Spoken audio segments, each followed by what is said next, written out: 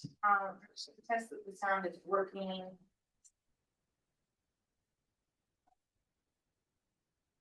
One of you says, yep.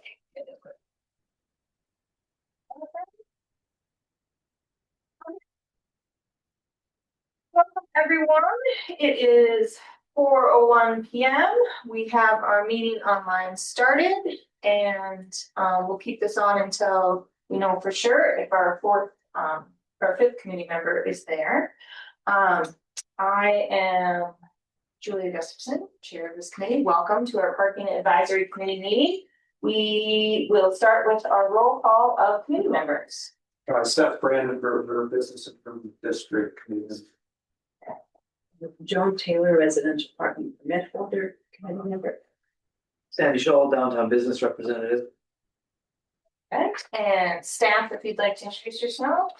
David Konopke, Transportation Systems Director. Chris Cooley, Transportation Systems Deputy Director. And because I think it's fun, if members of the public would mind introducing themselves, Alicia, we can start. Hi, everybody. I'm Alicia Ryan, Executive Director of the Business Improvement District. Paul Puccini, myself. Peter Lenbart, downtown property owner. Welcome. Okay. All right, roll call. And our Christopher, how do we say his name? Fakunde? I don't know, I have hard to look up the spell every time. Facundo? You have to do that. He may be joining us online, but since we have 4 committee members, we do have the forum today. Our first, if you need a printed agenda, we have more. Our first agenda item is just our general announcements and housekeeping. I like to do public comment throughout the meeting. So we'll do some at the top and at the end. And we will, as always, try to do our best to do one agenda at a time. Committee members asking questions after the agenda item before we move on to the next agenda item. And then those are my housekeeping items, and we're also trying to share some things online. For announcements, we use this time at the beginning for any announcements from committee members about parking, observations they've seen, general musings on the state of parking in our community. So committee members, do you have any announcements today? Seth. No, other than the Jackson Street Northwest Energy has been out there all day.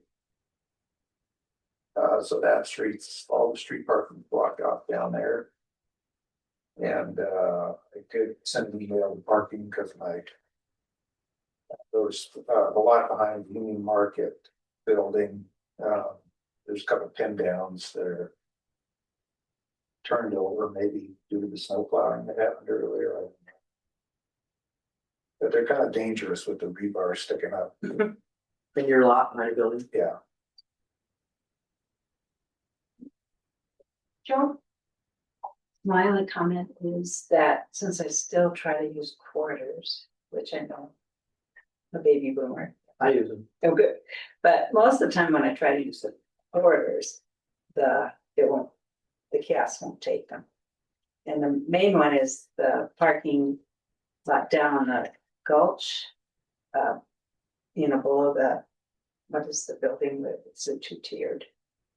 Oh, across from the Hawthorne? Yes, Yeah, I have arts building. Medical arts, there we go. medical arts, I right? don't think it takes coins at all. That one in the middle of arts building. I've had trouble with that one and so have other people. Well, yeah. It should take. And the other one is over by the Park Avenue Bakery. That one you have to just go a little slow. It's about it. It's tiny.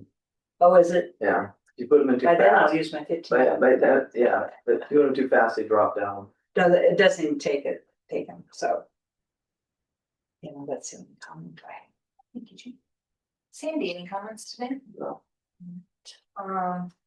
I of course have comments. Some of my opening comments are first about our survey. We sent out a survey. It was up for about 3 weeks, and we had over 1,000 people respond to the survey.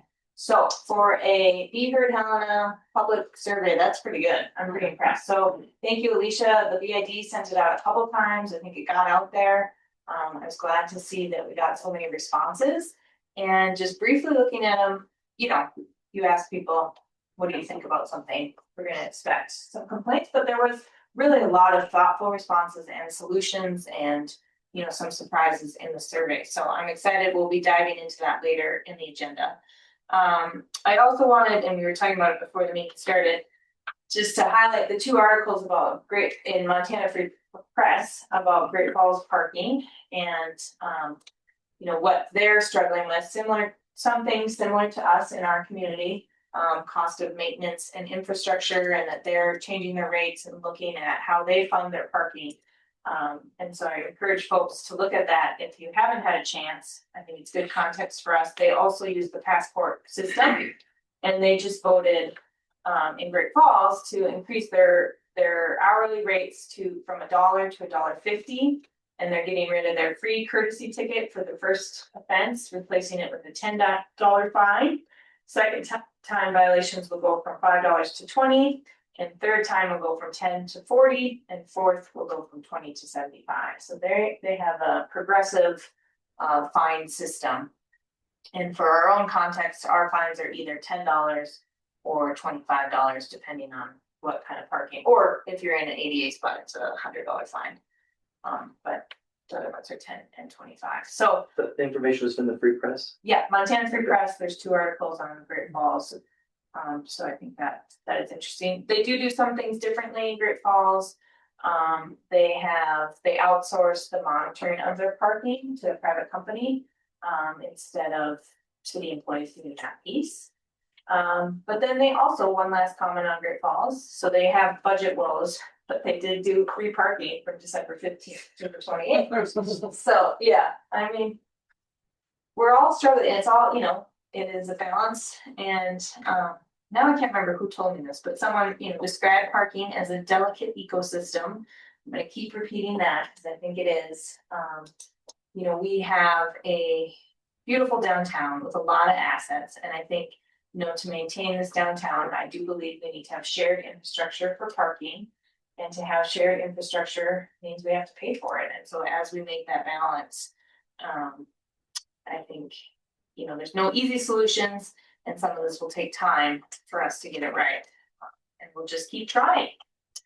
So those are my opening comments. We have a pretty full agenda today, but we're going to try to end hopefully before 6 or right at 6, because we have some of us have commitments to get to. So I'll try to keep us on time. So our first order of business will be to approve the minutes from our last 2 meetings. We will start with the October 9th minutes. Thank you for pulling these up on the screen. The Zoom. That's a copy. They are- It's copy. Please share them to the Zoom so that they are in the record.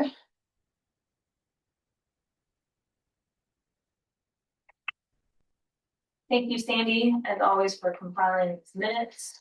I have a new format, so it's not gonna be, Yeah, hopefully that'll work better. it works, and I think, you know, it is a little bit duplicative because the recordings are also online. But They it's need to be because of the technical stuff we've had troubles with. so. Yeah, so we have these minutes, as you can see, highlighting who was here and what we covered in the October 9th meeting. Do any committee members have comments on the October 9th minutes? Great. Let's slowly scroll through the November 6th meeting minutes. I've been doing that. Oh, that was both. I was ahead of you. You were ahead of me. Okay, great. Any comments on the November 6th meeting minutes? Great. I would entertain a motion to approve both of these meetings as a group. I'll make a motion. All right, Seth moves. I'll second. Joan seconds. Any further discussion on the minutes? Great. Hearing none. All in favor, say aye. Aye. Any opposed? Hearing none, the minutes pass. Woo-hoo! These could be, Approved. All right. Thank you. That is a big deal. All right, now. My favorite time, public comment. Is there any public comment today? Yes, welcome. Please introduce yourself for the record there. You can stay where you are if you want, or stand where you My name is Paul Cheney. I live, now just on the other side of Cruise Underpass Bridge. And visit downtown quite often, walking. And I really like the downtown area. It's, you described it well, it's a little jewel.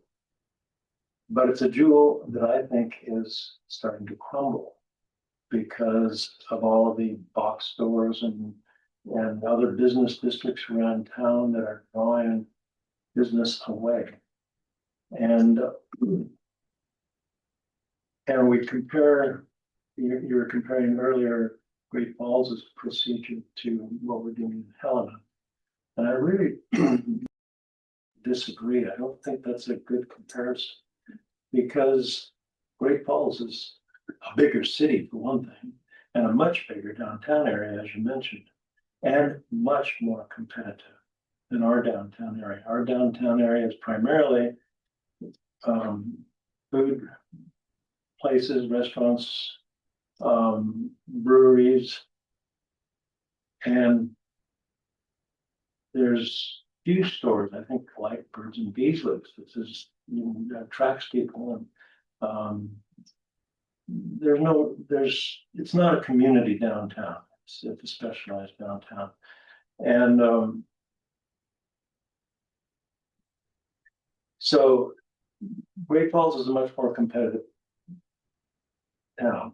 Our downtown actually has empty spaces in it. I just walked through downtown yesterday, I think it was, and noticed the empty spaces. And it would be nice if we could fill those spaces with real businesses. I think parking interferes with that. Paid parking is a real detriment, I think, to the downtown people. I don't own a store down there, so I don't have any skin in the game, except that I like to walk down to downtown from our house and enjoy what it has to offer. So the way I understand the parking system, I've been in Helena since 1974. And I believe earlier on, we had 2-hour parking downtown. And I understand the complaint was made by business owners that their employees were parking in front of their businesses and where customers should be able to park. And it's my understanding that that's why we went to a paid parking system and eventually to the kiosk system. First of all, I don't think that's a city problem. If somebody's parking in front of your store and it's a public street and it's an employee of that store, I guess they have a right to park there. But it seems to me it's the manager who should be the manager of that store, the proprietor, that should be asking the employees not to park there, not the city charging people so that you can keep traffic moving. Well, at the same time, when you do that, you're discouraging people from coming downtown. I mean, we've got big box stores that offer pretty much everything you can get downtown and more, and parking's free. I really think we should go back to the 2-hour parking or something like that. I think our downtown needs it. I think our downtown is suffering, and I know there's a lot of money put into the paid parking kiosks. I know there's a lot of money. I don't know how much. I know you still owe a lot of money. So that is probably a reason we want to keep running the parking system. But if we do that, there's a good chance our downtown is going to further deteriorate. There's going to be more empty stores because people just don't do it. They don't want to. So that's what I wanted to tell you. I did respond to the survey and I said something like that in the survey, but I wanted the pleasure of coming here and meeting you and talking to you in person. So thank you. Thank you for your comment. Any other public comment? I basically came to hear about the survey. My name is Peter Lenmark, I basically came to hear the survey, but, I'd like to maybe talk about the specific problem that we have. Tell me where your building is. Okay.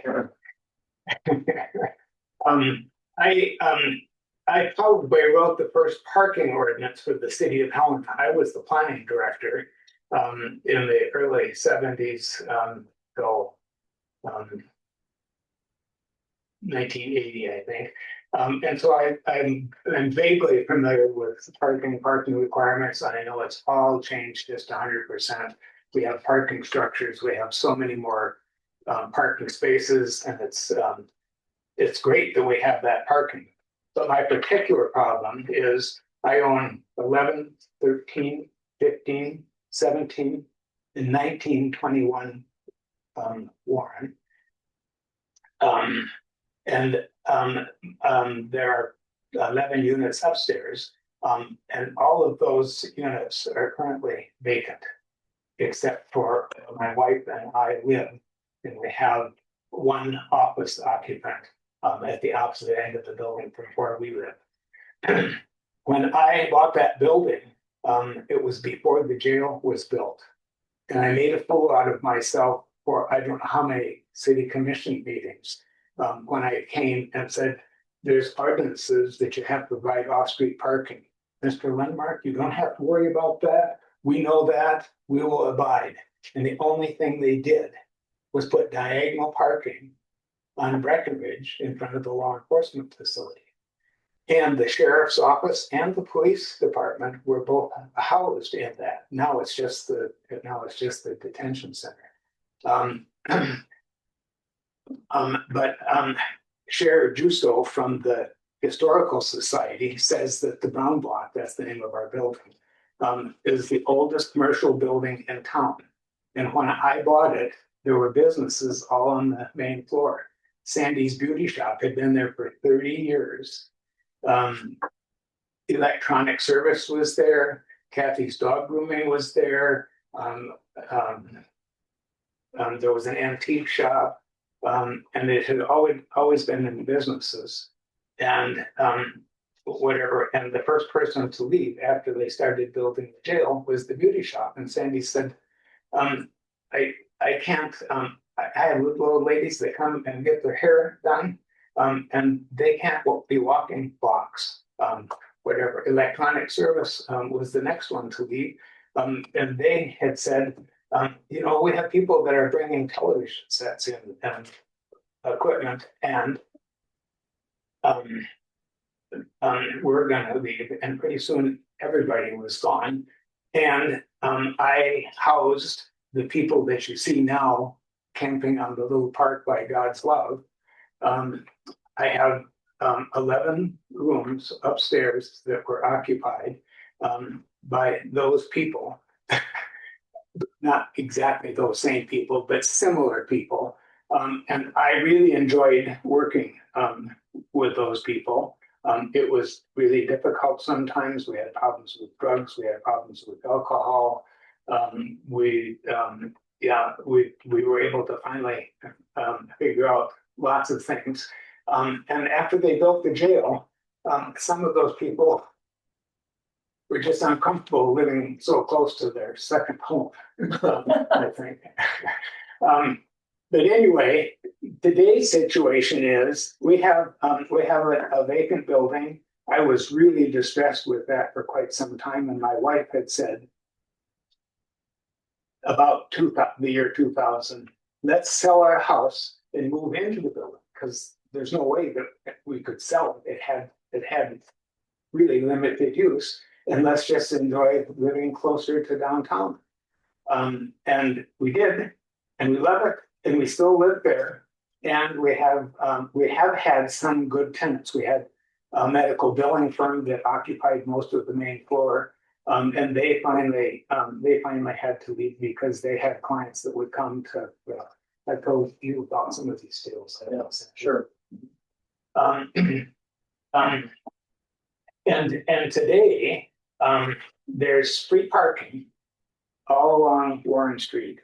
The parking lot number 6 below us has very few cars in it. It has cars in after working hours because people that eat it on Broadway park there, and oftentimes it's full. But we will come home from grocery shopping and have to double park. Yeah, anyway, we ended up buying some garages over on Fifth Avenue. So we'd have places to park.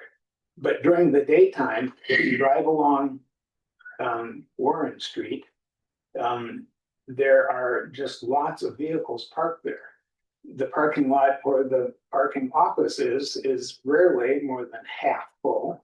The number 6 parking, there's 4 or 5 people that are regular parkers there. But I have many photographs of working hours, and that parking lot is empty. But there's no parking on Fifth Avenue, on Breckenridge. Yeah, just along there. And I hear about permit parking. When we bought that building, it was permit parking. And when we moved in there, it was permit parking. And then the parking, I'm going on too long here. I'm sorry, you wanted to get over, really. Anyway, we would love it if it was residential parking along there. My neighbors would be most unhappy because they'll fight for the parking spaces that they can get. And there are a number of apartment buildings along there. But something to limit some of the parking. Downtown people parking up there when there's the parking lot near the parking office and number 6, which is not very well utilized. Anyway, I know that you guys have a tough job, and I don't know what the answers are. My neighbors would not like to have residential parking. And I guess I'm really not interested in renting out my building anymore. The office that we have now, it's a law firm a block away that they just walk back and forth and they park over there. And I'm not advocating. I don't know what the answer is. It's really difficult. When you say neighbors are getting upset, which neighbor is that? So Well, Sandy Shaw lives in the neighborhood. I double park now. Yeah. It's okay, you don't need all that Okay, for his okay. Yeah, for your comment. Yeah. I appreciate it. And the history. I don't have a solution. I don't know what to do. And I was curious as to what the survey results were. If there were some way to have free parking in parking lot number 6, which I know doesn't work. You need, the city needs the revenue from the parking. But it's been a real hardship for us. Because we started off with businesses and a full upstairs and no more. My wife is 80 years old and still working. Thank you. Yeah. Right. And that's more by choice. As I say, Yeah. I saw the corner. I'm not that much fun to hang out with. Any other public comments? All right, let's move on to our next agenda item. Thank you both. And we will get to the survey under regular items. We're gonna talk about the parking map update. We have to, Peter, let's look it up. Let's start with this other stuff. All right. Ooh, a presentation.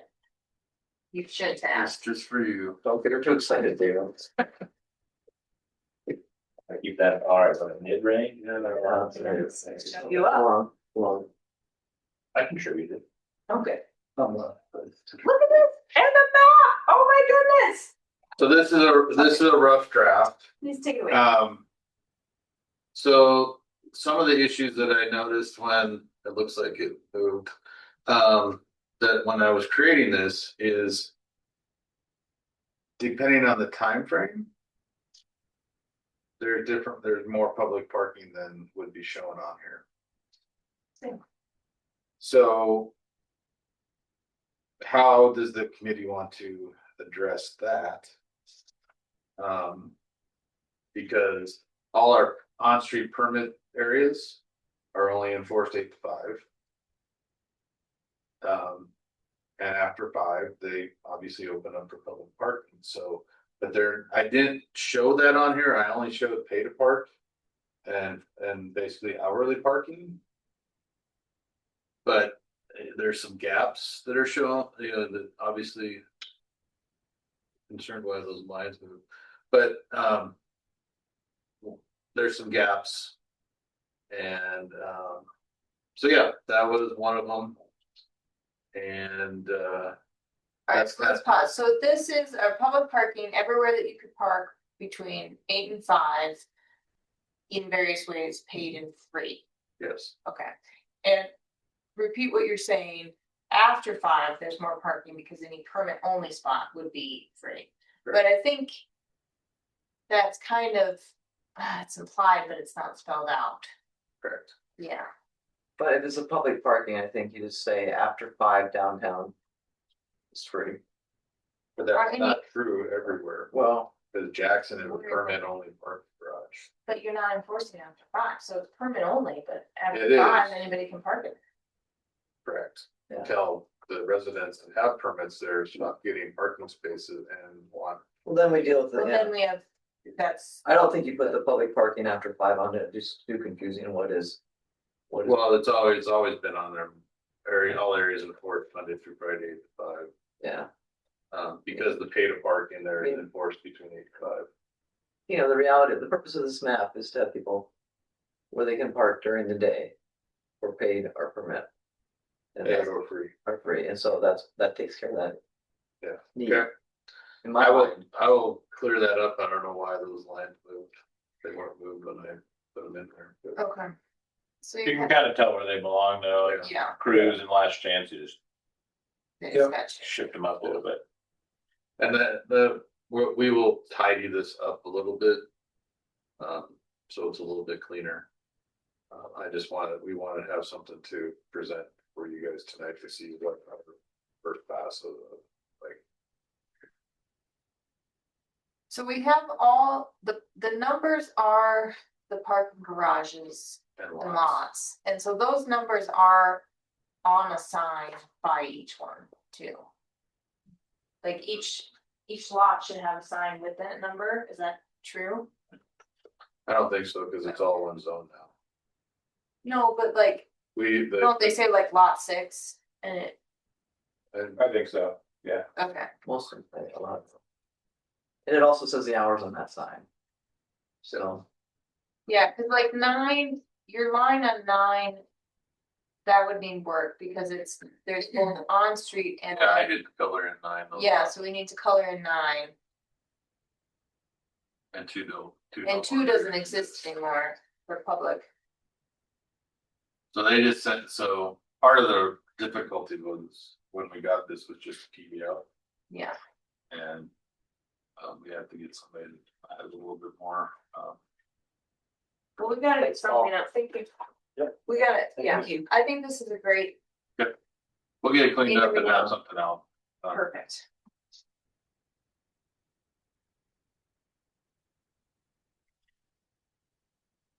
And so you think it could be posted online in December? Right, not December. Okay. next I'm just week. being honest. Yeah. Better open the door. Okay. Gotta get posted in the new year.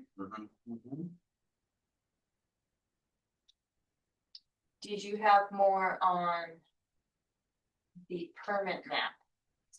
So the permanent map, we're just gonna pull from our GIS piece, and it'll be more of a, we'll have a kind of a public facing permit map, but most of it will be more of an in office type thing. We'll have a general map. It won't be the It's not gonna be the cartoon. it won't be the cartoon map. It'll Yeah. be more of a street map, so people can understand where the permits for on-street permit parking or off-street or parking lots or garages. So that they can see the scale difference. Correct. We're not gonna have a map with everything on, there'll be No. 2 separate maps. Yeah. Or 3, but- So there's two separate customer bases Right. that were, and the people. I mean, if they want the other map for free or time parking, we can give that to them, but. Typically, the target audience that we're looking for the public parking is visitors and that to give to the chamber and keeping residents, but. Trying to simplify it so they don't have to try to navigate their way through all the colors. All right, let's move on to residential district letters. Perfect. Ooh, here's a letter. So there's a letter that will go out. We were just verifying the properties, making sure that everything was the way we said it was. So in essence, it just says, you're part of a residential district. Per the city resolution, you have to maintain 50% participation in the district. And if you're getting this letter, you are below that threshold. And they have until January 30th to purchase permits, or else those districts will go in front of the commission for consideration of termination of those districts. Is this a digital letter? It's the same letter that they sent back. It's a similar letter that they sent back out in 2014. But you have email addresses for the residents, or do you also send? a No, physical it'll be a physical letter that will be sent out. Oh, so you won't have the copy and paste the file in the web browser? Yeah, technically no. We'll have this. template There will up be a digital version online. Great, okay. We just wanted to make sure everybody had all the ways to get to the resources. When are you gonna mail them out? Next week, I'm or, not sure, probably next week. okay, but in December. So if, in my neighborhood, if more than 50% have signed up, then we won't get a letter, right? Correct. If you don't get a letter, you don't have to worry about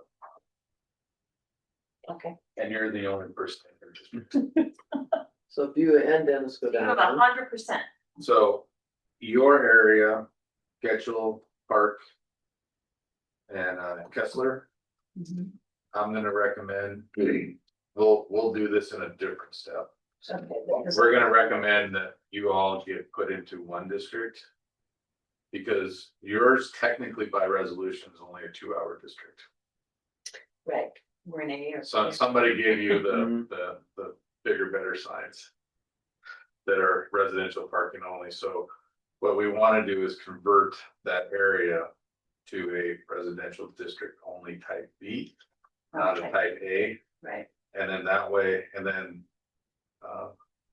There's some bleed over between the two different resolutions. And we just want to clean that up so that it's clear what district is. Hauser will remain a 2-hour, type A, a 2-hour district.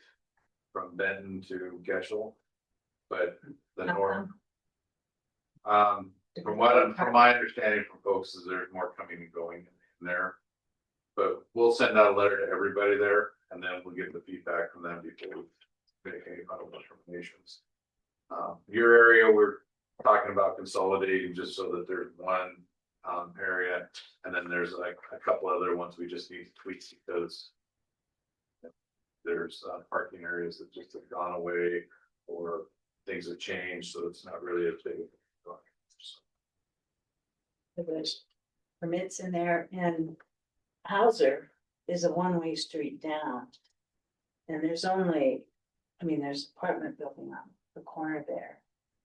And it seems to me like, I don't think they have parking, it's on. So no one actually fronts Hauser. Right, They all front Park, Getchell, or Kessler. And so that's where I was talking that bleed over in the resolutions. They made that, but by the resolution that the commission did.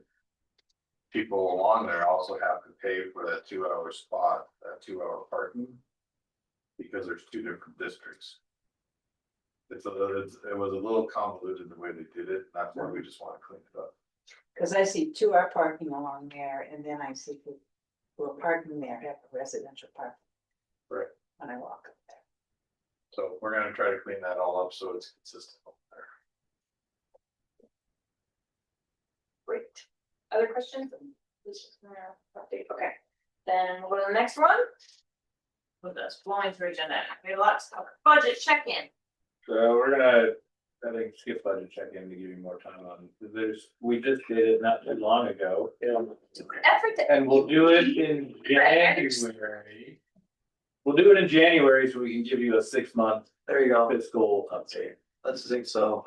Update in January. Fiscal updates in January. Not much has changed since the one we did in I know, and that one, you know what, I heard from people, that was the best budget presentation they'd ever heard. Maybe a compliment, or maybe there's a low bar. Or maybe she wants something from you later. Facility update, let's do that. Okay, so the numbers you see here are number of spaces, What's up? permits sold and available Can you spaces. get the time on there for me? So I know time we're working this. Not that, 16:37. no, on this thing. I keep track of the, I can't went on. Oh, okay, never mind. There's a clock. I have a clock. Shoot, we're recording time. Okay, recording time. I'm fine, go.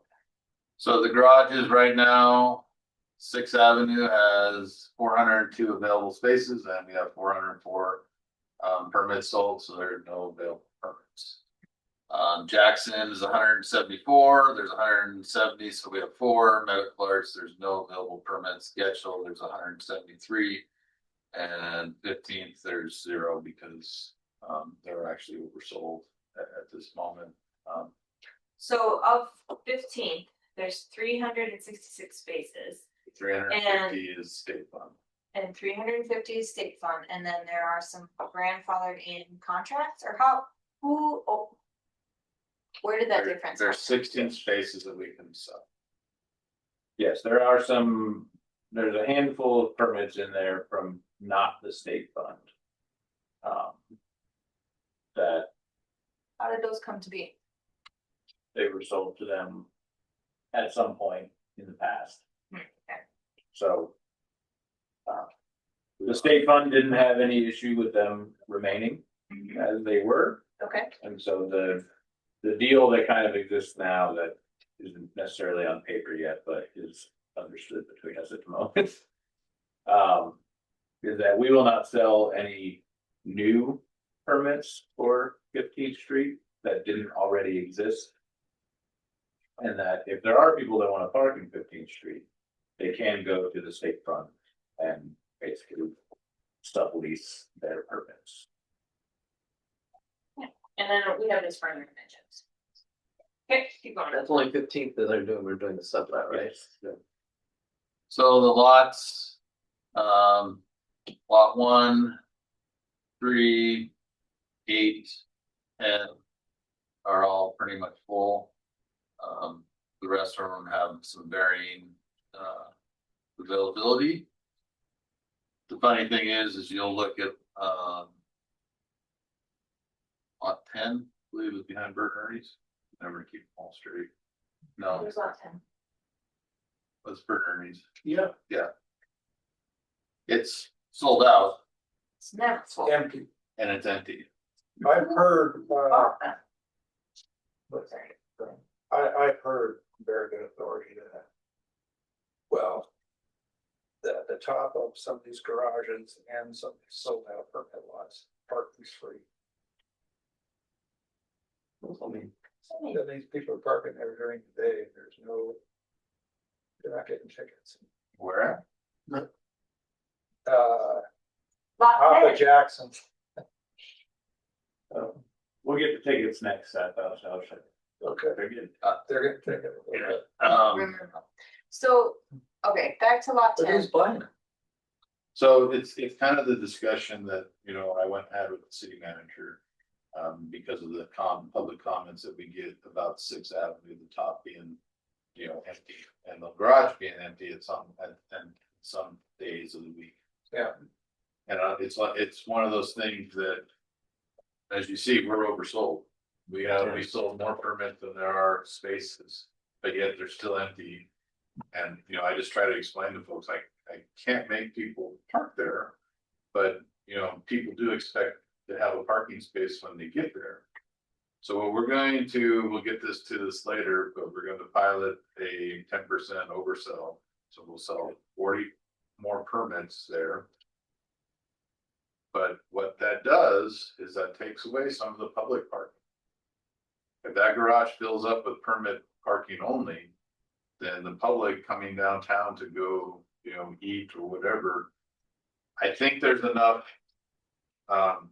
people leaving the parking garage for lunch that are working in the buildings nearby, leaving and then coming back, and people coming in for lunch. I think there's enough, enough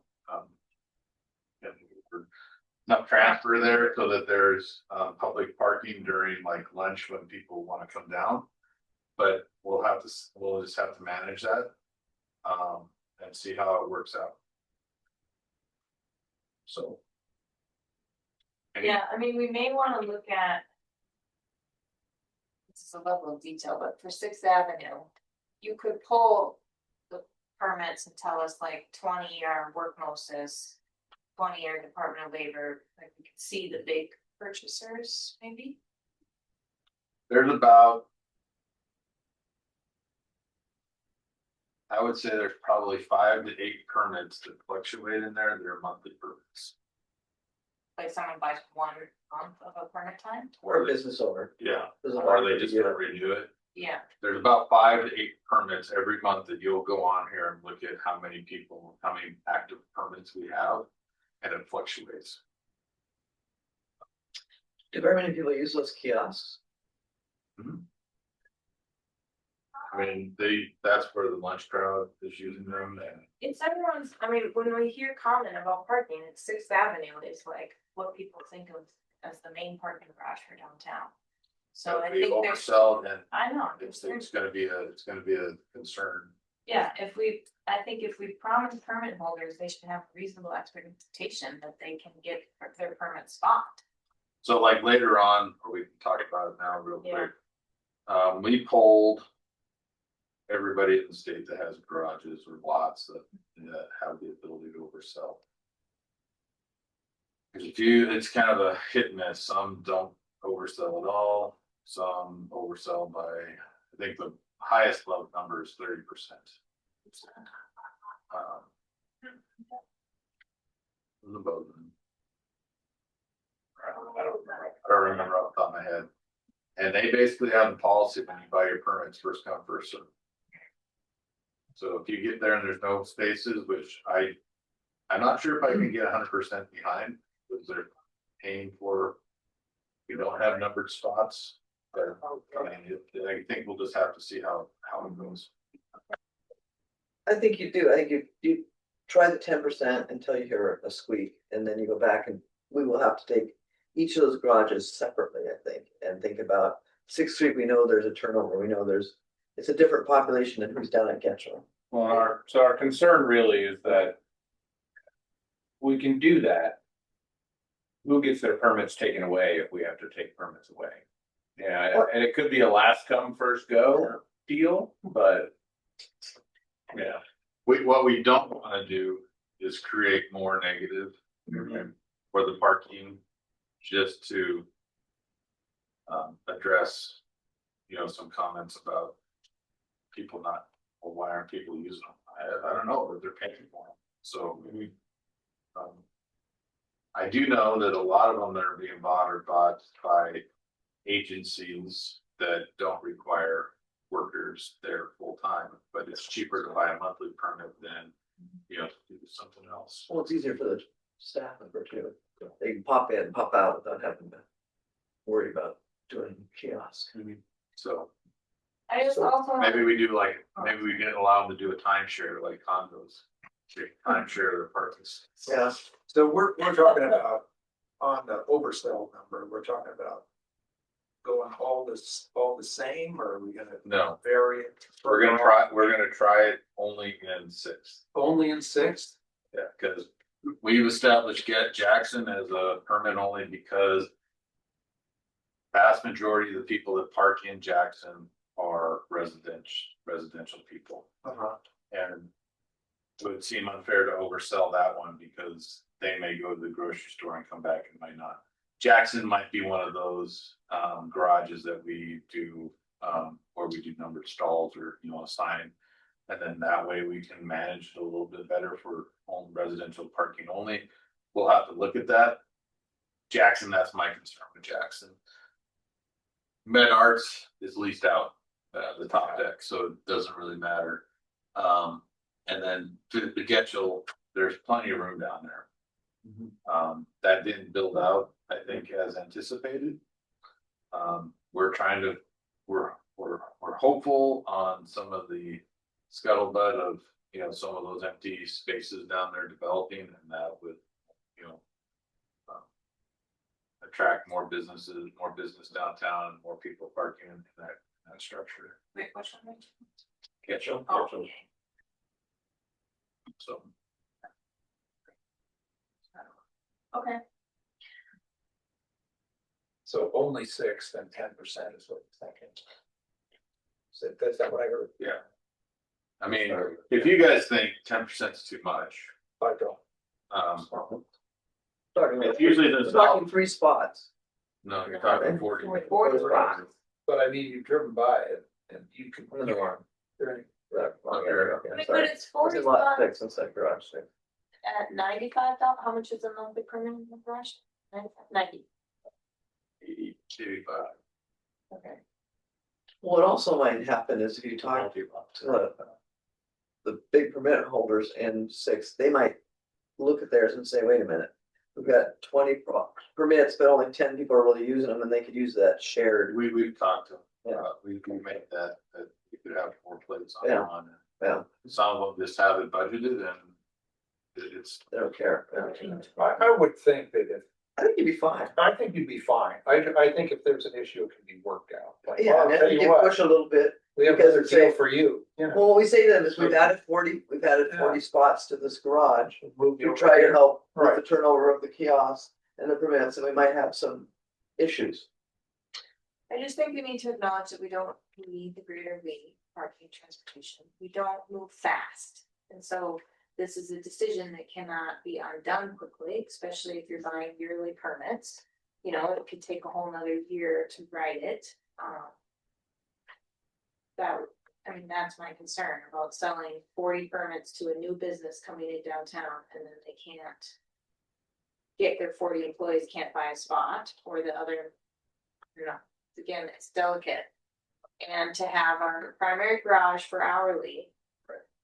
Where that you put, maybe buy an hourly spot there. I mean, yeah, if it stacks up to the point where it's quote unquote full. Then that essentially is becoming permanent garage. Yeah, and I don't think we wanna get there. Can you pull up the kiosk information that says how the hourly are using those kiosks? So only based on the credit card and kind of the cash side. So because we just have the one zone for everywhere, I can't do it through Passport. I have to actually go, it's a different company called Flowbird that is in charge of the kiosk. I just wonder if you could look at it and say, So 6th Street Garage at noon gets a little big bump in hourly. And then it's back to, everybody's back to work. only if they're paying with a credit card or cash at the kiosk. I can't, Well, anybody God, that's if using it the app, didn't cost you time. anybody that's using the app, Doesn't capture that. I can't tell where they parked if they use the app because we only have one zone. So they could be parked anywhere that we have hourly parking. So. Alright, I wanna do the next slide. No. Okay. Could I ask one? Yeah, go back, I just didn't know. if you were- I don't think this happens, but if the parking structure is full, is there a way to let people know that before they go in? I know it's rarely not full. but- Not yet, but we are looking at, because we're reaching like 6 is getting to the point of having, so we're looking at phasing in like at 6. A message board on the outside, you know, pool or 17 spaces available, just so. If people are driving by and we've oversold, they wouldn't have to go in, drive up and down, trying to see if there's a spot when we know it's already. Is that done electronically? Yeah, It would have to be, I mean. Yeah. I mean, but there's a system that there's a license plate reader camera at the entrances.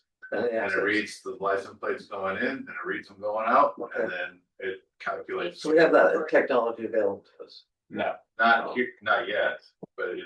we don't, the technology exists, obviously, but we don't have one of those cameras that we could put at the Yeah. front or at the exit. And they're not cheap. I'm sure they charge you if you want to change it. So if there's a way, I think the better way to do it would be if we could somehow tie it in with the security cameras that we're gonna get. We can have count that way as they drive in and drive out. You leaving us? Thank you for hearing me out. I appreciate, the work and the effort of conflicts that you run into, and, thank you for hearing me out. Thank you. Can I get my copy back from the parking survey? Sorry, do you mind? Who's gonna take that home? I'll make a black and white version home. You mind a black and white version? I'll do mine. Well, it's okay. Okay. I have no idea. No, I don't think there's any. won't colors tell me? I don't have color. No, you are, yeah. Mine is you black take and the white. color one, it's fine. Take the color one. Tell Jack you brought home a present for There him. you She'll be so excited. I know. go. Okay, let's, Thank you again. thank you Yeah, for thanks, coming. Peter. Let's talk about usage numbers, because then after we talk about the survey, we can do a little more. Okay. Usage. So, Oh, I love usage. usage. So we got, since we're already kind of went well in depth into permits on the last conversation, I did do permit stuff. So on the left side, we got tickets, on the right side, we have parking sessions. So for tickets, we're at almost 11,000 tickets, and so this is year to date, so basically since we switched to Passport. We've written about 11,000 tickets, All right, is this calendar year or fiscal year? calendar, we switched in January, so it's pretty You much. want this over information in the notes, so I just say. I think that's, okay. Yeah. I'm gonna say our usage numbers. So we've written 11,000 tickets, so I mean. Almost 1,000 tickets a month we're writing. And so whoever is saying that they get to park for free in all these places, I don't know where they're doing it. Just Cause since we've had this conversation at the next meeting, what I'll try to do for the usage update is actually get like the tickets by where we wrote them. Cause I think I can pull that out of here. We can get a heat map to it. Yeah. Ooh, yeah. So we'll try to have that one for the next meeting, but. So of those 11,000 tickets, 6,300 are either paid or partially paid already. And so that goes back to our old argument that in the past, we only ever collected at best 50% of the tickets written.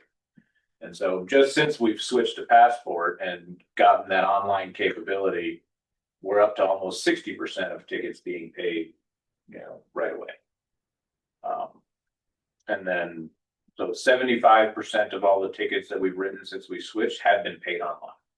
I mean, having that capability, I think, is what's driving our almost 60% of having them paid, is because people can just quickly go on and pay it.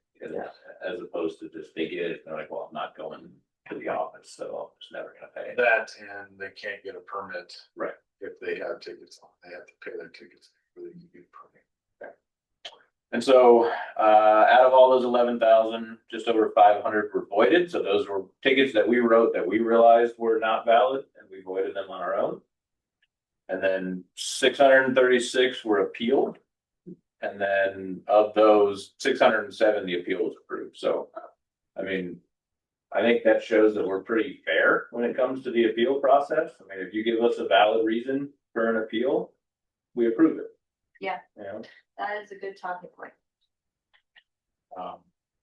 So the sessions, so this is more or less about almost a year, it's probably more like 11 months. Just over 106,000 digital sessions, so that's either on the app or using a credit card. And then the average length, 2 hours and 15 minutes. Monday is our lowest volume day of the week. And then Wednesday is the highest volume day of the week for a number of sessions. And then the hours of the day, so 8 to 9, right? The first part of the morning is the highest volume traffic we see. From 9 to 3, it was pretty well even as far as the number of sessions that happen throughout the day. And then 4 to 5 is obviously the lowest. And then on the revenue side of this, I didn't pull the numbers in, but it pretty much follows that same path for revenue. So obviously the more transactions you have, the more revenue you have at that time of the day, right? But it wasn't exactly like apples to apples. So, for example, that 4 to 5 hour, the volume was not significantly different than the rest of the day. There was, if there was whatever it is, 15,000 of the transactions were from 9 to 3. The 4 to 5 one was like 12,000, right? It wasn't significantly lower, Pretty much steady. but the throughout. revenue was almost non-existent for 4 to 5. So the people, even though we have just as many people starting a session from 4 to 5 p.m. as we do throughout the rest of the day, they're not paying for a long period of time. Yeah, I don't think no 5. Yeah, So, or they're just putting 15 minutes in at the gambling. right. Yeah. They're just putting some time on, hoping that if we come around, they're good and they're not actually paying all the way to 5. Yeah, So, Okay. so the highest volume, that's highest, but people buying parking, or that's people getting tickets, or. That's buying parking on the right side. Okay, thank you. So my question is, what do people do when they come down between 8 and 9 a.m.? The stores aren't open. Yeah. Or they're doing the professional things, Going to work or going to coffee. or having a They dentist may, appointment. a dentist, a medical type appointment first thing in the morning, lawyer office, that kind of stuff. Are Get you that guys way. even out ticketing at that time? Yeah. Yeah, Saturday. They walk down Lawrence. But I assume I watched. 4 to 5, a lot of people are thinking they're probably headed for the garage and. So I will tell you on this, in our calling, there's a couple that still do 8 to 5. There's a couple that are that go to 6. Oh, other. Oh, other. Other city. Like, what were you? Yeah, I was like, well, you know, one person who's parking here all day. I thought you And were then talking there about- is one community that actually starts enforcement at 5 a.m. And then along the lines, if Another one of those eight. you haven't been over to the Great Northern area, lately, they are enforcing from 8 to 6, I think, or 7. 6 or 7. Oh, really? And Saturdays. And Saturday. Are they actually towing? They're ticketing. They're ticketing because we're getting some of the Yeah, we have some tickets people off. show up here with tickets. So can you do an educational thing and say, hey, buy a permit in Getchell Street? So- We could, I mean, yeah, but I mean- I think most of their stuff is not. They're It's definitely transient visitors, stuff like Customers? appointments. Okay. appointments, Yeah, it's definitely lunch. So do you do the enforcement? in the No, group? no. They've bought their own stuff. So as a reminder, Great Northern, only 15th Avenue is public and all the street parking, is public and all the street parking on that 14th Ave is private. All parking down in And- the Great Northern itself is private. Except for Getchell, and then the Getchell Garage is public. And then, Curious how much they make, if they. I don't know what their Enforcement. tickets are. Do you remember? I think they were like $30. I got one for 25 Yeah. a few years back. You drove from think your house. That's all right, That's what that's- we have another. Yeah, I really took my house, I had a bunch of them. All right, well, I'll just say, committee members, do you have any questions about updates from city staff? Thank you. Great, all right, now we're getting to our regular items. Okay, so I don't, I'm just gonna go through the slides. I tried to bring them up a little bit bigger so that we wouldn't just be looking at it. So where do you live? 65, 66% for the city of Helena. This is a little bit of a breakdown of those people that registered. This is by zip code, so most people live in the 59601 zip code. Over here, some of these, most people just said I live inside the city limits. And that's, I mean, fairly even on all the districts. Or, the orange is I live outside. 60 some people that, or 70 people that are registered. Yeah. Yeah, versus the 1,000 that took the survey. Yeah, that I got, that we had the measure. So what's the difference in registered and survey? So survey, you can just take it and not register. If we We would, couldn't get it to do that. If you can, we can we would have had to require the survey to be a register only. And in that, you would have had to create an account, which gives us these kind of demographics. So maybe you already had an account with Beaver Town from a different survey. Oh, And so that's where these 70 some people came from. So okay, yeah, cause I was. Okay, go ahead. when do you typically visit downtown? Select all that apply. Monday through Friday, 8 to 5. In the evenings, on the weekends. I think what skewed this, we maybe should have not checked all that applied. Maybe had a couple different questions so that we could have seen, where the biggest, because it's a pretty equal distribution. So is this still just doing the registered ones or is this? No, this one? one. Okay, thank you. Number 3, on average, how often do you park in the downtown area? 46%, 2 to 4 times a week. 25% roughly is 1 to 2 times per month. And then 13 is daily. 12% is infrequently, never, and then multiple times per day is 3%. So what this tells me, and there's another question later, that I think not a lot of monthly permit holders took this survey. And so I'm assuming that the people that took the survey are coming down like the previous, well, like this one does, a couple of times a week, their shoppers, their appointments. Well, just thinking about that audience. Well, looking back, maybe we would have, we should have had a question, are you a monthly permit holder? So that we could have captured to see how many people taking the survey were actually permit holders versus, just the averages. Number 4, primary purpose for when you trip downtown.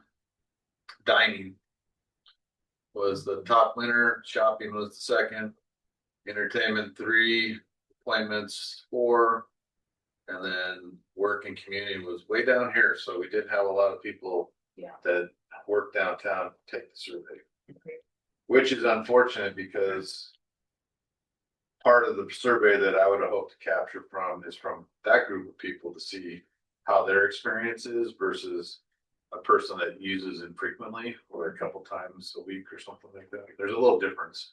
And we could read into that, that if you are working downtown and have a monthly permit works for you and you don't care and don't want to comment. Yeah, well, and yeah, exactly, and if they're not physically paying it, as part of their benefit package. Yeah, who cares? Yeah, who cares? Okay, Yeah, well, or it's frictionless, so so look it's at like osmosis, is it osmosis? osmosis. What's workloads? When I talked to them, they were like, we're fine, it's in our budget. Yep.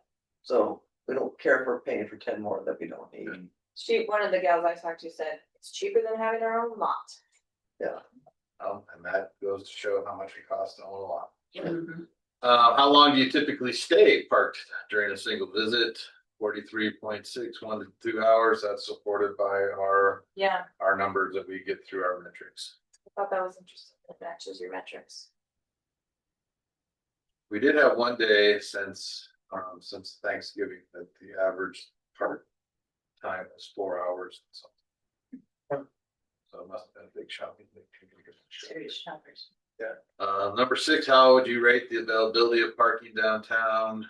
That was probably Parade of Lights. Good and excellent was, over 50% of the responders said good to excellent. So we definitely, I guess, could infer from that we don't have a deficit of parking. And I think that it goes back to the study that was done for this pay to park, that we have enough parking downtown. We just have to manage it properly. Yeah, I mean, for only 67 people to say it's hard to find a spot, I think that's interesting. I think that's more, and I'm just inferring, they couldn't find a spot exactly where they wanted one.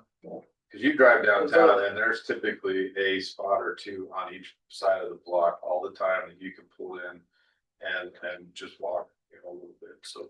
On this terrain, I think one of our challenges is it's a one way, so if you have to go back, it takes you 3 or 4 blocks to get back, then things change again. so number 7, when you drive downtown during business hours, where do you typically park? On-street hourly pay to park was 360 of the respondents. On-street free time limited was 284.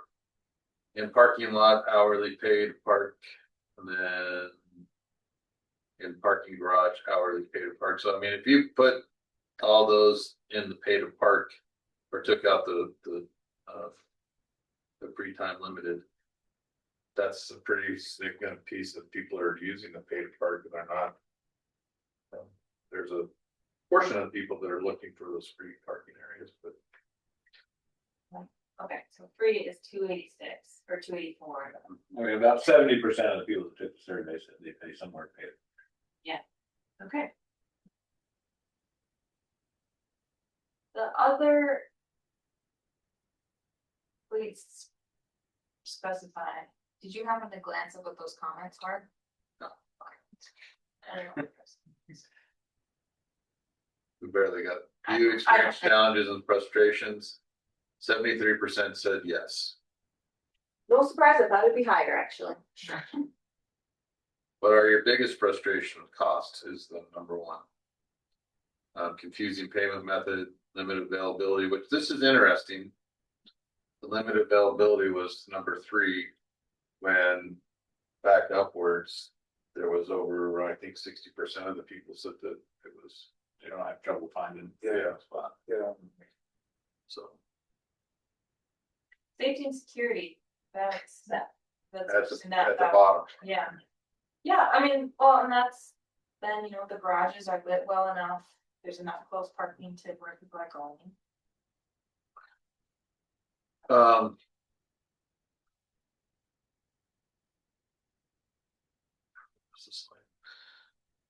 How do you current parking costs influence your decision and visit this area? So moderately to significant is a little over 50% of the respondents. I was kind of shocked that there was 109 that said it didn't matter. Thought that would have been smaller number, but just from the public comment that we received. Well, the city is considering raising parking rates. What is your initial reaction? Strongly opposed, obviously. I don't think that's a surprise. If you use pay to parking, how do you typically pay for parking? 39% uses Passport app on my mobile device, and the other basically 39% uses parking kiosks. I thought that would be skewed differently. I thought that there would be a little bit of a difference there. Yeah. So that what that does, that could potentially tell us is we, may need a couple more kiosks in certain areas to make sure that, but we don't have those funds. But what we could do is maximize what we already have on the street. So anyways. And then I did like the 14% and I refused to pay for parking. But you can't tell, can you tell on How the they do parking that? kiosks, which of those kiosks are getting more use? No, because it's all under one zone. But even with, We can just based on cash and credit cards. yeah. But again, or even your PCOs might have an idea, I mean, it's. We've already done that. Yeah. So we've already relocated several kiosks Yeah. that we knew were not being used. Cause I'm guessing when I look at the kiosks in front of Birds and Beasley's base camp. And stuff that those people are doing more. You see older people in those kiosks. I mean, we know we have, so we did this probably a year and a half ago, maybe 2 years ago. We ran all the reports and we saw what, in the past 18, I think it was an 18-month report. So in that 18-month span, how much revenue in total was logged at every kiosk that we had? And we had some that was, we had one kiosk that it made 50 cents in 18 months. That's all the payments that were ever put into it was 50 cents. So we Yeah. took that kiosk and we moved it somewhere else to a higher Yeah. volume area. So we've done that already. And we don't really have any more that we can really move. Question 13, if you use paid parking options, how do you typically pay for parking? Must have caught the slides. Oh yeah, this is supposed to be, so let me get out of here. Oh, no, that's the right. No, it's the same. Yeah, I forgot 14. 14 was the comment, how much Oh. would you pay? So let me stop the share. Get out of here. This. So how much would you pay? This is, we went through and tallied everybody that gave us whatever, whether it was free. $1.50. So $1.50 was actually was the top. $1 was right behind it, 101. You have 13 there, so if they were gonna pay, so. You know, you could combine these two to say, well, at the very least, they would pay $1.25. I'm not sure the 10-cent thing. Who's gonna take it seriously? Only 23 said free, which was interesting number. Other interesting numbers were $10. There was 6 people said $15 an hour. I think people who have moved from other communities that are used to paying this. Yeah. We Well, had, look at the $2. I mean, 94 said $2. yeah, and we had 20 that said $3 and almost 20 that said $5. So, pretty all over the, not all over the board. We had pretty much a kind of a, not really a bell curve, but, and then there's all these comments. I'll send this spreadsheet out if you guys want. So, Yeah, that might be an easier way to read it than the way I have. so, but it was interesting. I thought between $2, $1.50 and $1.25, I was like, well, I don't think we were far off on our recommendation. No, it's like, that tells us that, you know, there's over whatever, 200 are okay with the increase up to $1.50. So that makes me question all the comments we hear from the business owners and other people and people who don't want to pay. That the reason people don't come downtown is because of the cost of parking. The people that took the survey are the people that are interested in this, the parking situation, not Right. the people that just come down, pay and just go about their way. So it's very interesting looking at the numbers and, you know, I'm sure every one of us could come up with a different idea what they mean, but the numbers are kind of self-explanatory, so. I gotta share this real quick. Yeah. They'll send it to us. Yeah. It's just. But I mean, oftentimes, you know, business owner who says, did you mind paying for parking? It's like, you know, they're asking the question was inappropriate Right. and saying, so, like, do you hate parking? Do you hate paying for parking? Well, of course, someone's gonna say yes. Yeah. You know, not like as a reason, yeah. And so I think that's a big piece of it versus how come you don't shop at my store anymore? Well, and you actually don't know the customers you don't have. Yeah. They're not there, so you can't talk to them, so. You know, may infer who might not be coming to our business, but. One example is Paul, rarely pays for parking because he walks downtown all the time. But he's concerned. So one of the other things that we not necessarily track month to month, but we haven't seen a big decline in volume of people using our paying parking.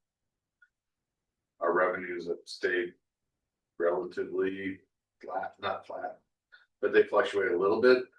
But if people were not coming downtown, you would tend to see a decline of that because more and more people are getting frustrated with it, and we're not seeing that trend. Okay, Okay, so back to.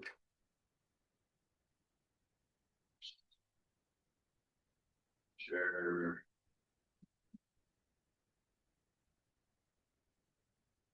Review. Big picture. If fees were to increase, which of the following reasons would you find most acceptable? None of the above with 60%, which again is interesting because there was quite a few people. So anyhow, People are not rational. to fund the maintenance, basically, they were okay. 30% said it was okay to fund maintenance and improvements to the parking lots and garages. Well, that's all that parking has ever. I think there might be a misconception out there of where this money is going to. None of it goes back to the general fund or other divisions and departments. It all stays in parking. So I read that note as more. They see that. The structures need maintenance. Yeah. Yeah. if parking's were to fee increase, what alternative transportation method would you most likely use instead? The big one was I would avoid visiting downtown area. That's what we're okay up. I don't know if that, I don't Look at think all that. real. And who's doing it? Again, it's not our, Well, I mean, it goes against some of the other results, right? Yeah. You have a bunch of people that say, I pay $1.50 or $2 an hour. And you got a bunch of people that say, yeah, if you increase fees, you but then you get a bunch of people that say, if you increase fees, I'm not coming. And That's kind of been the mantra with parking. So, I think that's the perception and we don't. and again, we got 106 sessions, 106,000 sessions. It would be nice to know how many individual sessions were accounted for by, individuals, so where you could, like using the same app. So, in your opinion, what is the most appropriate wage for the management and maintenance of public parking? By far, a combination of users' fees and tax subsidies. this was interesting. So, I mean, and then if you add that to taxes, right. So 2/3 of people basically say that a subsidy of some kind should be. That's what a tip grant is, right? Well, or a special. a parking assessment, district or a contribution from the general fund, that something along those lines. I think what they're looking for is a parking district to spread the costs out over the entire city. And some people have issues with that because they're not a user of the parking or. Sure. So. It would definitely be a interesting public outreach to, not only go downtown, but go out in town and say, what would your thoughts be if there was a parking district and you had to pay $5 a year to do the parking district? It's like garbage. You're right there, it's the same Yeah. concept as garbage, but. I think some of it is we have a lot of state workers who don't pay for parking for their jobs during the day. I was driving up by the historical place today, the new museum, and all that's free parking up there. And then, so all day long, they don't have to worry about paying. They come down here, they're like, You guys could tell us to go put kiosks up there. We could. yeah, I'm not doing it, but kiosk in I that. think that it's a long-term discussion for the city Yeah. about where we manage parking Yeah. in what areas of the city. Downtown is not the only high demand area of the city. And, the public streets are an area that can be managed by the public entity of the city. And so maybe there's 2-hour parking. I just say that, I mean, that's a big piece of it is that they're not paying for it during the day versus those of us who are working downtown. Go, I think they're gonna. I think once summer hits, this is just speculation, but I think there's gonna be a lot of angst by the workers up there not being able to find parking spots. Because I don't know if we're seeing the amount of visitors we're supposed to see. I'm not sure if that parking lot's gonna be big enough, doesn't look big enough to me. but. Yeah. So they're gonna expand out on those streets. Or the museum's gonna start hearing, I couldn't find a parking spot. And then the museum's gonna come to the state and the city and say, what can we do about the parking? And then we're gonna be pushing state employees someplace else so that those immediate areas around the museum will have adequate parking. So, Yeah. We'll do what you said. Okay, okay, all right, so did, well, let's pause there. hang on just one second. Yeah. All the comments, I have Kara, our admin, tabulating them in a easier way to digest them, I guess. So, we'll have that out. As soon as I get all those tabulated, I'll send those numbers I just showed you for question 14 and question 10 and question 7. So, So the full survey with all the comments is 160 some pages. And it has, each comment is attached to a name, whatever that person provided. And everyone should know when they give public comment, it's part of the public record. Are you, I can talk to our attorney and I don't see why it should be public record. We can just send you the 160 pages. yeah, so will you find that out if we can just share that 160 pages? With the public. Or just. No, just share it.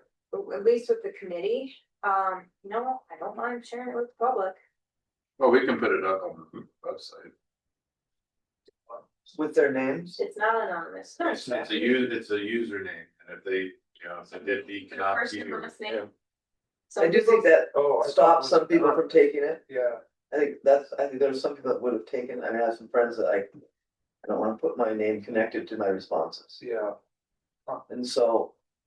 So that also- if you logged into yeah, your name was in there, or if you volunteered, your name went on it. Well, and No, when you it gotta asks for your choose email your and then asks for a username, and so you go to say to yourself, oh, I can use something I use commonly, Okay, which might have your name in it. But versus also your saying- username and your email address. And sometimes, you can always just use a bogus email address, or you could use a different Yeah. username one, like. That just seems working too hard. So a lot of people just put their first name, some lives in Helena. Yeah. Paul used his first and last name, so we can read his public comment. I assume it's Paul. That's why we didn't send out the full I know, 160. that's why. Yeah. I would be cautious about. that. yeah, Can we ask that question? Yep, I have it down to that. Yeah, I think that, there, a comment that we hear about, not just parking, municipal government, is that people don't know what's going on and that decisions are made secretively. I think posting that shows that we're listening and here's what we heard. So we put it, I think if we just go on our parking page under resources, but anyway. you know what I think is gonna be a really interesting question? When is Great Falls hitting $1.50? When does their rate increase happen? It goes after the first. Yeah, I think So they're giving us free. I would like to see 2 months in, if less people are parking downtown in Great Falls after that rate increase goes into effect. So I think that's gonna be the real indicator. So the other thing that they did that we were doing to try to offset the rate increase was increase our fines. And so that we could capture more the fine revenue to offset the fee revenue. And that's why we were proposing the 25. Potentially a tiered approach to that, just so that the tickets of the 11,000 tickets, instead of being $10, if they were $25, that changes the metrics, and then maybe people would be more apt to pay for parking instead of just gambling and getting that. Yeah. Or taking the time to find what it is. We make money on a $10 ticket, kind of, right?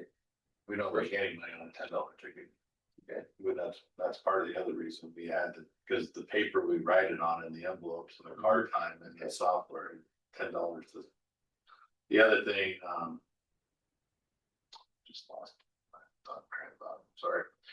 So, Okay, so survey, before we go on to the next agenda item, general reflections from committee members on the survey? a lot to digest. Yeah, I mean, I think it's good information to It's good consider, information. but I do think we're missing some big chunks of people that.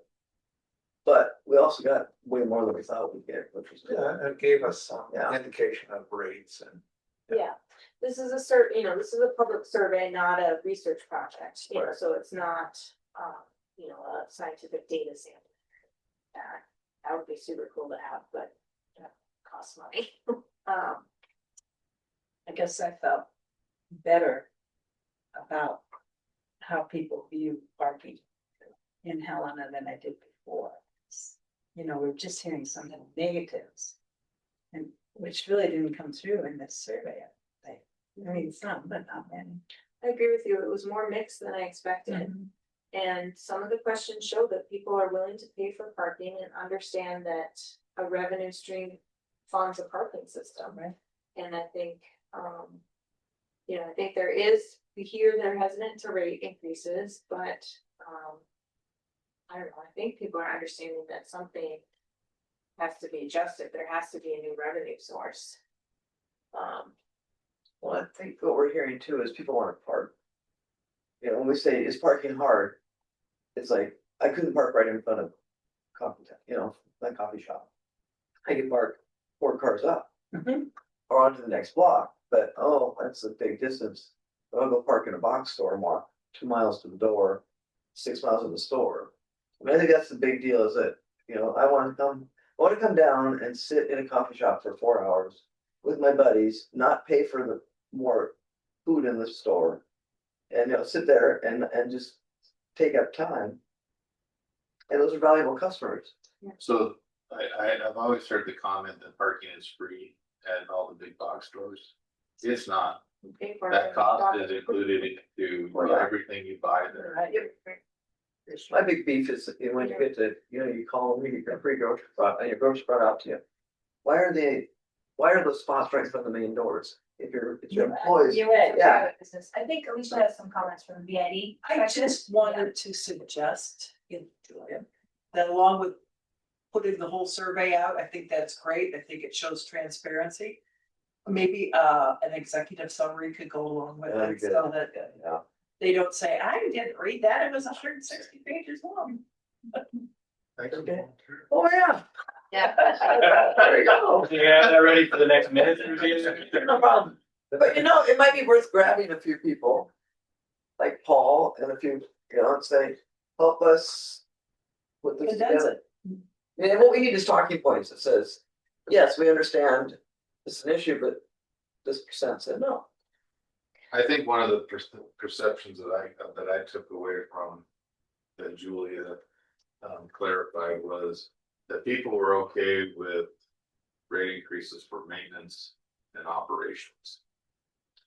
And I think a piece that's missing is that I don't think everybody realizes that parking is 100% users fees. That's Yeah. the revenue. I is. think They that's, don't know.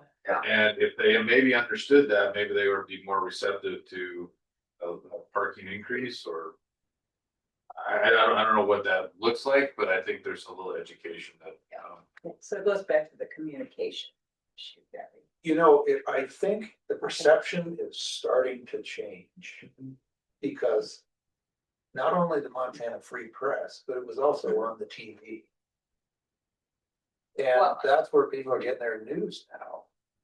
And I think people are starting to pick up that this is a very difficult issue and that somehow you have to pay for this infrastructure. like, one of the questions we could ask the world out there is like, why do you shop downtown and why don't you shop downtown? One of the conversations is it, I don't shop downtown because I have to pay for parking, or is it because the store's not open? We talk, Right. or it's not the right product I'm looking for. And so I see that as two questions. Yeah, You ask people that are shopping downtown, why do you shop downtown? And then you go to Target and you have the same survey, but why aren't you shopping downtown? Because the people downtown, they'll kind of skew the, a little bit, or vice versa. So they go other places throughout the city to ask the question, Yeah. why aren't you shopping downtown? Why are you shopping here, not downtown? and I bet it would be parking expense would be way at the bottom. I think it's more of hourlies and, product. If somebody comes to me and they talk about downtown parking, I'll tell them, if you just run it down there for a couple hours, parking's free. You just have to find a spot for 2 hours, which is easy. Yeah. But the other thing is, there's a thing called the push-pull one, which this slightly is. And the way it works is, a lot of people it hadn't occurred to them that, oh, we gotta pay for maintenance. But then they see the question and they're like, oh. Yeah, maybe that's where the money's coming from. Maybe that's why, that the parking lots look the way they are, because we have to pay for maintenance. Yeah. Okay, so, to wrap up this agenda item, I think I would like to talk about the survey again in January, especially if Kara can dive into the comments. I would like to maybe talk about. I don't think as committee members, we have the capacity to write an executive summary, but, maybe we can talk to Amanda about what kind of. I don't know, we know there needs to be better communications about parking. I don't think it's, So I don't know. Callie, remember Callie was, and maybe after, since we're out of the election and after the New Year's, maybe we can tap into the BCP or the Chamber. chamber. We might have someone that can do that. Or just, yeah, somebody to point us to, because yeah. I'm an and- engineer, I don't do right. That might be, Yes. We need to, we have been a committee now for a year and a quarter. And so I think we can spend some time thinking about what is the story of parking that we want to push back out to the community. Doesn't, look about your public affairs person. So I said Amanda Opez, Yeah. yeah, I would imagine you could feed this right into AI and go from there. Yeah. Serious.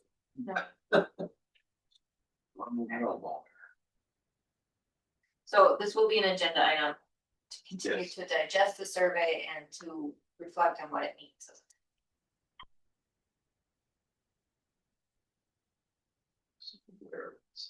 So now we're gonna talk about inventory review, which we did kind of do a preview already, but then I assume you have more on that. So.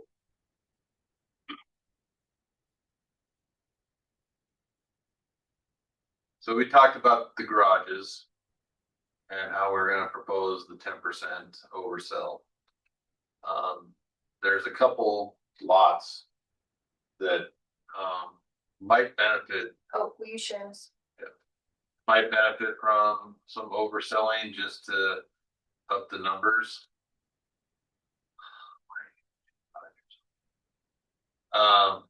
Like the lot behind Benny's. That one is, it's actually oversold right now. So it has 27 spaces and 30 permits. It's Yeah. oversold because of the 88 spaces that were added. No, so these total spaces, we took them, we have them in this number, but when we're actually in our system, we take them away from the capacity of the lot. you can't park in that lot with kiosk, right? Because you can't, and not everybody can park in an ADA spot, so we just remove those. Oh. So we may have 27 total spaces, but there might be only 25 that we sell in the lot because we're not counting the ADA. Yes. Yeah. So this one's already basically 10% oversold, and we don't hear any. We're not getting the feedback from our parking staff, from folks coming down and complaining that they can't find a spot other than when Northwestern is there. Is that the overflow for the lot that you're using? Or is that? No, the lot that's you're the using? lot you're That's the lot using. you're using, okay. Yes, I was gonna say, we hear a lot of complaints about that lot, but I think it's the kiosk in that lot. Yeah, that's been having issues. Lot 4, cruising 6th. It's not at capacity. But that's another one that we could potentially oversell a little bit. And these are a lot smaller numbers, so we're not talking 40 spaces, we're talking 4 spaces. Lot 5, the chamber. So we're not enforcing that lot right now, but we will be starting at the new year. Are you clearly communicating that to? Yeah, I'm just gonna text her. I don't know. Well. Monday, 1st of January. Yeah. Well, it is, I mean, that's what, There's that's mixed messaging on that lot, you know. That lot is the only RV spots in town. So we don't monitor those RV spots. It's just the permits and the hourly that's gonna be. well, it means that they have to pay for their employees. You know, because they have spots that are adjacent to this building. So. Well, I'll work with the chamber and them back. Cruise and Broadway. That one. Okay, so that's what, Peter was pointing out. Yeah. That, and I agree with his observations, it's full at night, it's the on Broadway parking lot at night, and then during the day. Yeah, So this is the lot that the courthouse approached us to be a free lot. Well, the problem, if we made this a free lot, it's gonna be filled. And then there won't be spots for juries to park because the people that are close to that are gonna be taking up those spots. So what I did is I made a map for them and showed them where all the free on-street parking was around the district court building. is there a parking lot, Free.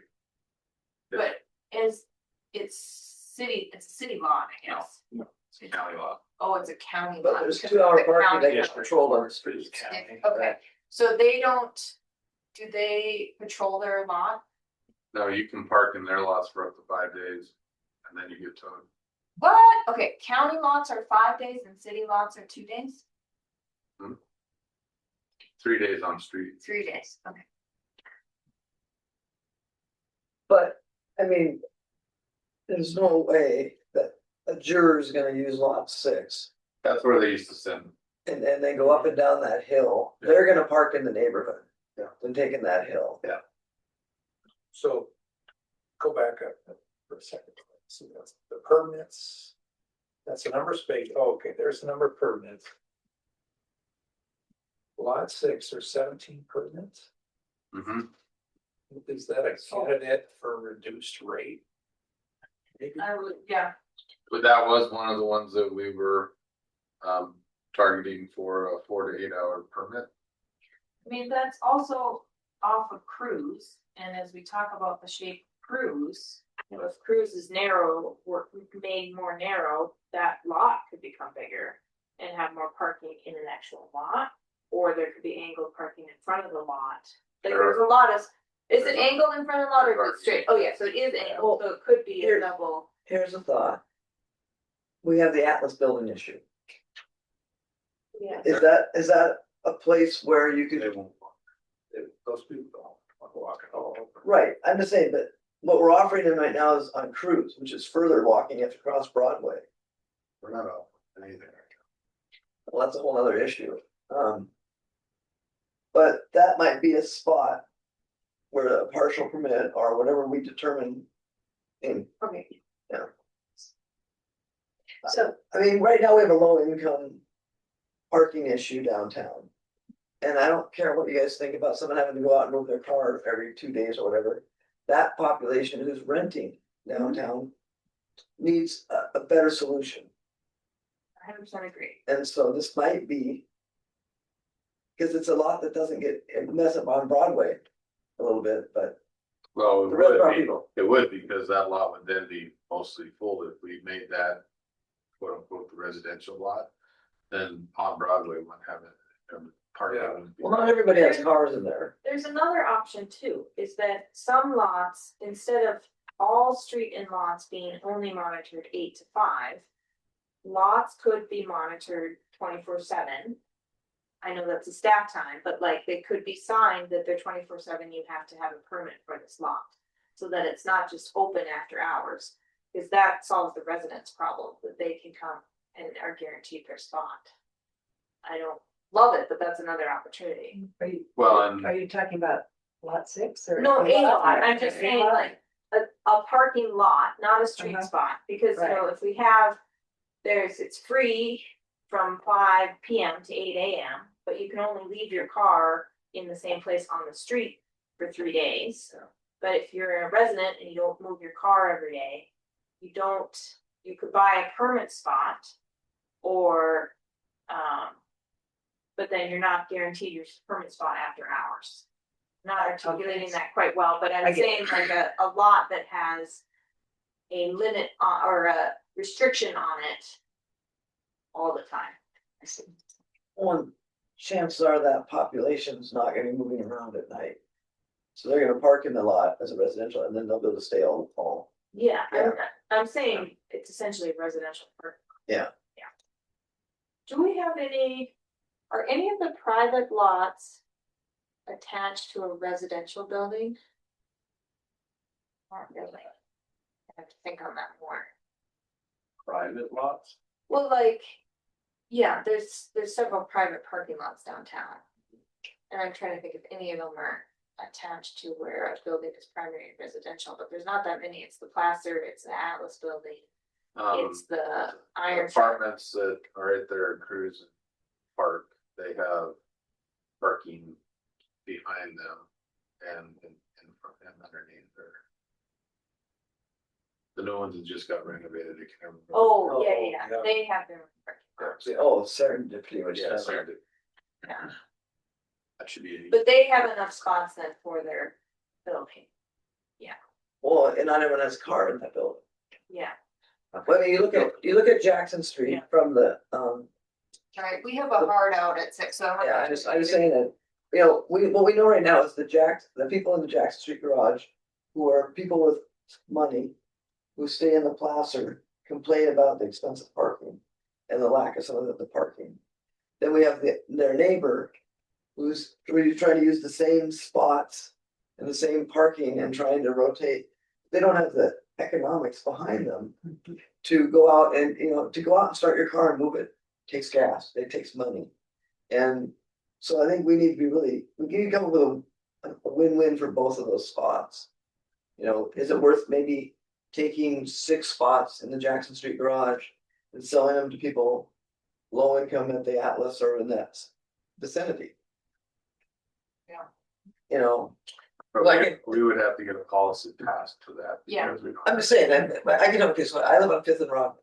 When I first got new Birds and Beasleys, I got a lot, I was in lot 6. Okay, I would drive downtown, okay, so, and I would, That's just embarrassing to say. I know, but this is even more embarrassing. So I'd park in lot 6 and I'm like, okay, I'm close. You're like carrying stuff. I'd have to go down the hill or up Oh, the yeah, hill. lot 6, I see, Lot yes, so 6, you're still 2 blocks away. I'm still 2 blocks from my house, Yeah. okay? But it was better for me to buy a place I bought a permit on Park.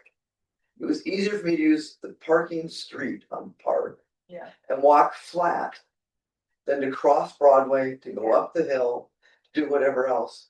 And I made those choices. And then I ended up buying into the lot 6th Street. Yeah. Because I would get slushed out. By the time you warmed your car up, you'd be home. Yeah. But I'm just saying, this is me. I have resources. I'm downtown and I'm not disabled. I'm not poor. I'm not things. And we need to really address it. And that's the same problem Peter has. Mhm. Is that he puts his lot up there and he couldn't manage it. And when he tried to manage it, people would be parking there, so he can't rent out So I figured out which building was his building. all the tradiums. Yeah, but is there parking behind the building? No, because the jail was, people that There had the lot, used to be. there was a house there and they were promised he would get that lot. And then one day he wakes up and he doesn't have access to that lot. Yeah. They knock the house down and get to the jail. So that was the whole thing, is I will I'll grit my teeth until we can do it. And trust me, Peter and I had long conversations about underground parking, taking out the church on the corner, because it's kind of ugly. Cool, there's solutions, okay, keep going, So lot 7, there's 20% availability. The library lot might be a candidate for an oversell because it's more of a transient. People are coming and going a lot more than just, and that. And that's a little misnomer, lot 8 is not in front of the library, that's the one across Park Avenue, yeah. yeah. Because the lot in front of the library doesn't actually have a lot number. It's not Right, a it's law. not ours. Not ours. The libraries, Right. yeah. It's- And then the angle parking in front of lot 8 is where the, We got employ- permits for the library. yeah, the employees usually park right there. So. Base camp. That one's a lot of medical appointments, Mhm. so that one's a kind of a question mark in my mind. Well, there's actually a lot of offices that use that lot. Yeah, I know, And they're that's- Not just medical, I mean, like 9 to 5. Yeah, it all Yeah. seems pretty full. So, That's and what we're then, trying to This Yeah. way. What's the lot on the other side, like above the windbag? What number that's is the that? 7. Oh, that's what you're calling Department of Corrections. Okay, so that's not quite as oversold, but still, But if you Pretty look at it on a day, Tight. it's full every day. Yeah. I think that's where It gets most a lot of people hours of go to traffic. like, go to. buy Downtown, balloon yeah. and, like, Windbag and stuff to come Yeah, off they there, park up and Two there. Brothers, it really, when Two Brothers came in, it really They fulfilled park that. up there Seems instead like of. it's always full. Yeah, both those lots. Bert and Ernie's, that's again the oversold lot that has no cars. You can start calling it the unions, they've been there now. Jeez. That takes away from our normal, how do we identify? Right. They not only called themselves that, they put the signs inside their store. And then, Front Street, lot 15. You know, it has plenty of spaces. And the new federal building, that's lot 16, okay. The feds should just buy that lot from us because they don't like people parking down there because it gets them close to the federal building. Even though it's public park. Oh, yeah, I get what you're saying. I did talk to someone who's a federal employee. And they do not get parking passes, some of them do not get parking passes, and they wish they could park in the 15th Street parking garage. There's plenty of space. But they, were told they couldn't buy spots in the 15th Street parking garage. And so I think there is some opportunity there to I work with highly the doubt federal. that they were told that by us. They weren't told that by us. Well, we know that there's a contract at 15th Street garage, sorry, No. garage, I was talking garage. Right, Yeah. but the lot wide open. The lot is wide open, but they So- wanted to park in the garage. They may have been told that we can't sell them 15th Street garage permits. Yeah. But they should have also been told that they could go talk to the state fund and subway Yeah, stash. yeah. So, My point I'm trying to make, I think there's opportunity for some matchmaking between the federal buildings and the public parking lot. The hotel must have some issues with not having enough parking. Yes, the hotel does have a new handout about parking that is not. If I was a hotel guest, I'd be like, what?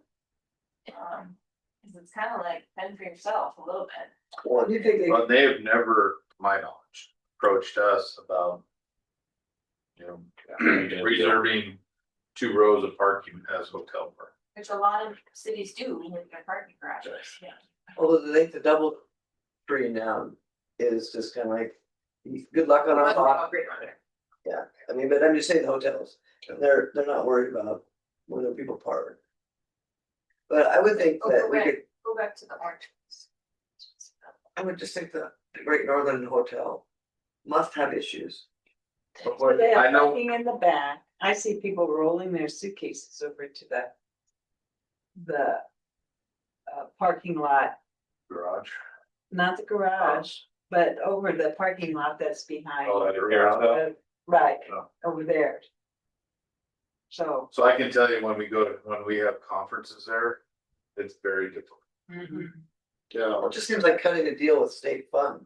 The well, hotel should cut a deal with state fund. Old liquor store doesn't have enough park. Well, I do think I'm jumping a little bit to the next agenda item, but the 15th Avenue garage is not owned by state fund. It is owned by the city of Pelham. And it is a contract that the city has with state fund. About 30 years or something, so. Well, it was supposed to be Contract can be that, amended. it was supposed to be until the debt was paid off. Problem is, there's a little line in the contract. Well, 2 lines. One was a benefit to the city that they were to pay 120% of the principal and operation of the garage so that it didn't cost the city anything over the time of the loan. We took out the loan. But there was a clause in there in another 2 or 3 paragraphs that said that they wouldn't ever pay more than what any other garage was. So the city has been subsidizing that garage ever since at the tune of $170,000 a year. So that's partly why parking doesn't have any. Yeah. I think that's a significant reason why.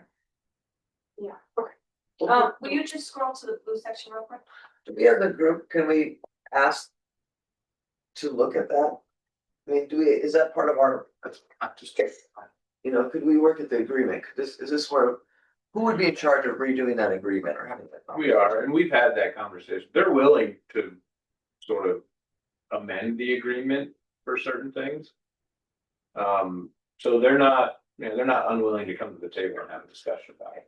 And we may have some other opportunities in that garage, because as far as I can remember, I don't think there's anything in the agreement that says we can't sell to other people.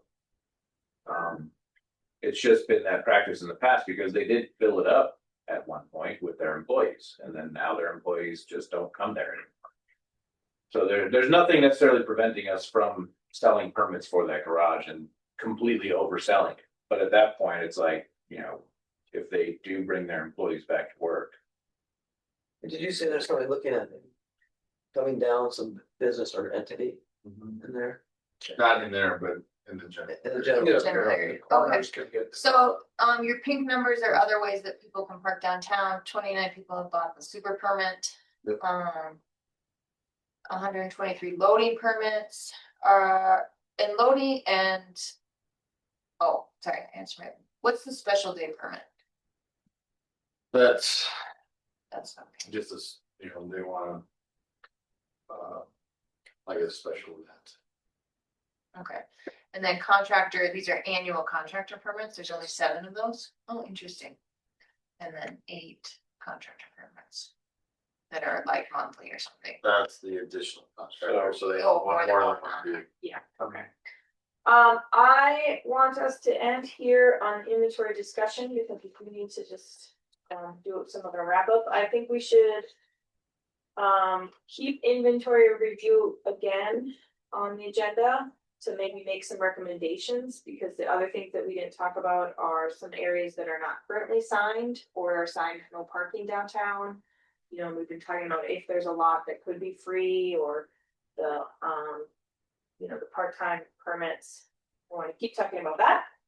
And I think we can keep talking about the 15th Avenue as well.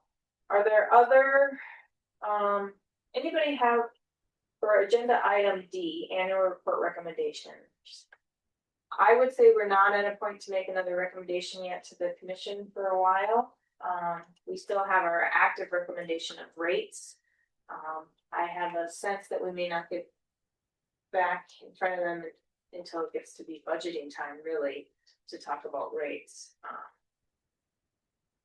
I guess if you guys still have the same recommendation for rates, I can bring that up to the city manager as a follow-up, because they didn't say no. They just wanted to have more discussion. And I think we've had that more discussion. The survey was a good indicator.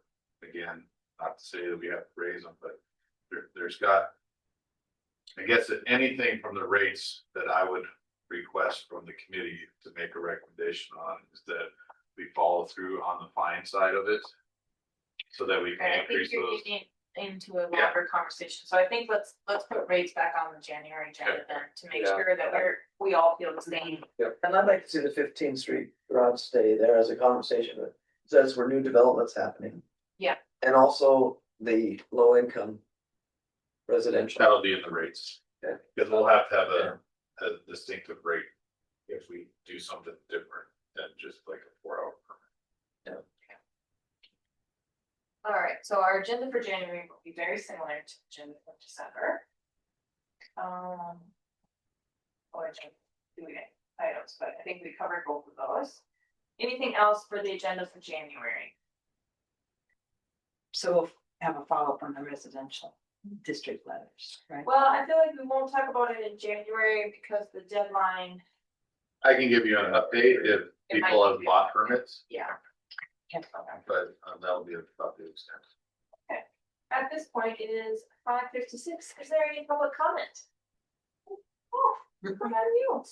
All right, at 5:56, would anybody like to make a motion to adjourn? I'll make a motion. That has moved. Anybody like to second?